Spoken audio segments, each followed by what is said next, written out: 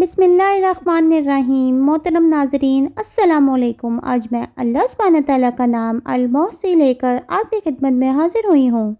المحصی، حساب کرنے والا، حساب لینے والا، کیونکہ وہ ہر حرکت پر کڑی نظر رکھتا ہے اور ان کو چیک کرتا ہے۔ جب تک وہ ایسا نہیں کرتا یہ کائنات ایک افراتفری کا باعث بنے گی، کیونکہ کائنات میں بے شمار سیارے ہیں جو مسلسل حرکت میں ہیں۔ جب تک ان حرکتوں کا محاسبہ نہیں کیا جاتا یہ بے قابو ہو سکتی ہیں۔ در حقیقت اللہ تعالیٰ المحصی نے ان کی تخلیق کے وقت ہر چھوٹی موٹی حرکت کو تفصیل سے ترتیب دیا ہے، اور صرف وہی جانتا ہے کہ کتنی ضرورت ہے اور کہاں ہے۔ وہ جانتا ہے کہ کہاں بارش ہونی ہے اور کہاں نہیں ہونی، کتنے لوگوں اور دوسرے جانداروں کو ایک مخصوص جگہ میں اور کتنی دیر تک رہنا ہے۔ المحصی وہ ذات ہے جس نے اپنے علم کے مطابق ہر چیز کا شمار کیا ہوا ہے۔ چھوٹی سے چھوٹی چیز اس کے علم سے چھوٹ نہیں سکتی، اور بڑی سے بڑی چیز اسے علم میں لانے سے عاجز نہیں کر سکتی۔ المحصی علم رکھنے والی وہ ذات ہے جو تمام معلومات کا احاطہ کرتی ہے۔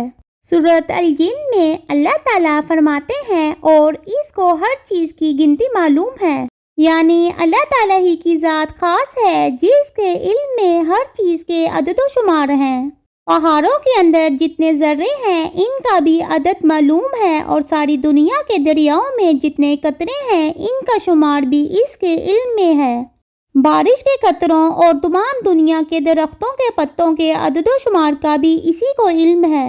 حضرت انس رضی اللہ عنہ فرماتے ہیں کہ رسول اللہ صلی اللہ علیہ وسلم ایک دیہاتی کے پاس سے گزرے۔ وہ اپنی نماز میں دعا مانگ رہا تھا اور کہہ رہا تھا، اے وہ ذات جس کو آنکھیں دیکھ نہیں سکتی اور کسی کا خیال و گمان اس تک پہنچ نہیں سکتا، نہ اوصاف بیان کرنے والا اس کے اوصاف بیان کر سکتے ہیں، نہ اسے گردش زمانہ سے کوئی اندیشہ ہے، جو پہاڑوں کے وزن اور سمندروں کے پیمانے اور بارش کے قطروں کی تعداد اور درختوں کے پتوں کی تعداد کو جانتا ہے، اور ان تمام چیزوں کو جانتا ہے جن پر رات کی تاریکی چھاتی ہے اور جن پر دن روشنی ڈالتا ہے، اور نہ اس سے ایک آسمان دوسرے آسمان کو چھپا سکتا ہے، اور نہ زمین دوسری زمین کو، اور نہ سمندر اس چیز کو چھپا سکتا ہے جو اس کے تہہ میں ہے، اور نہ کوئی پہاڑ ان چیزوں کو چھپا سکتا ہے جو اس کی سخت چٹانوں میں ہے۔ تو میری عمر کے آخری حصے کو سب سے بہترین حصہ بنا دے، اور میرے آخری عمل کو سب سے بہترین عمل بنا دے، اور میرا بہترین دن وہ بنا جس دن میری تجھ سے ملاقات ہو۔ تو آپ صلی اللہ علیہ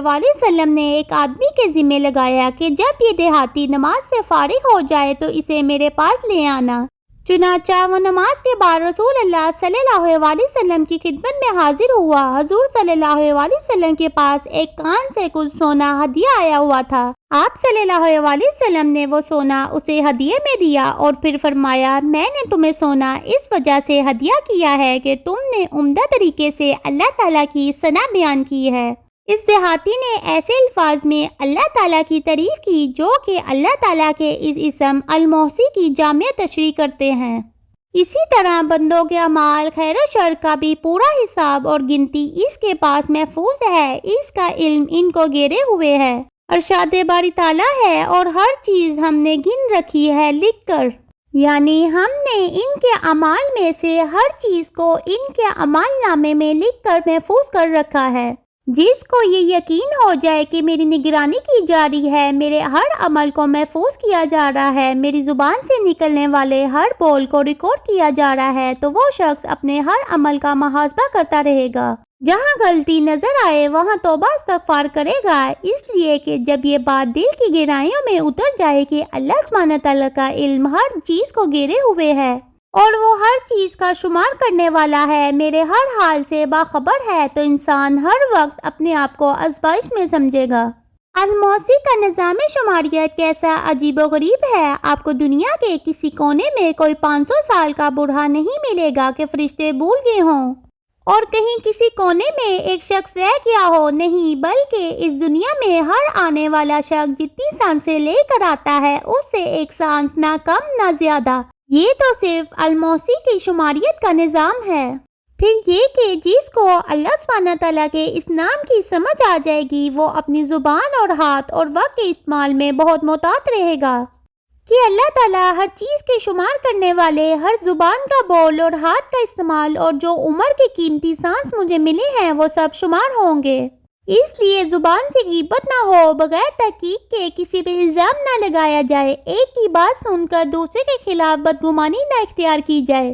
ایک شخص رسول اللہ صلی اللہ علیہ وسلم کے پاس آیا اور عرض کیا، یا رسول اللہ مجھے وصیت فرما دیجئے۔ آپ صلی اللہ علیہ وسلم نے چند وصیتیں فرمائیں، جن میں سے ایک یہ ہے کہ اپنی زبان کو سوائے خیر کے ہر قسم کی بات سے محفوظ رکھو، اس سے تم شیطان پر قابو پا لو گے۔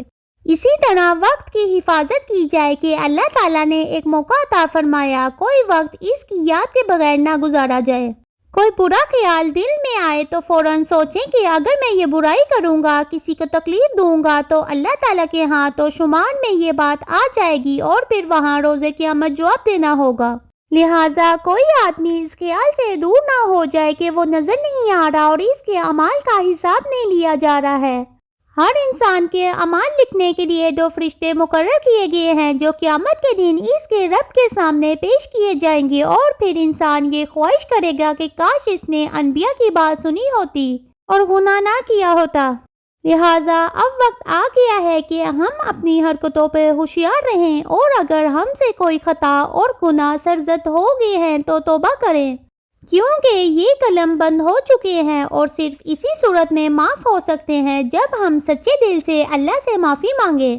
اللہ سبحانہ تعالیٰ سے دعا ہے کہ وہ ہمیں اپنے احکام پر عمل کرنے کی توفیق دے تاکہ ہمیں اپنے کیے پر شرمندہ نہ ہونا پڑے۔ آمین یا رب العالمین۔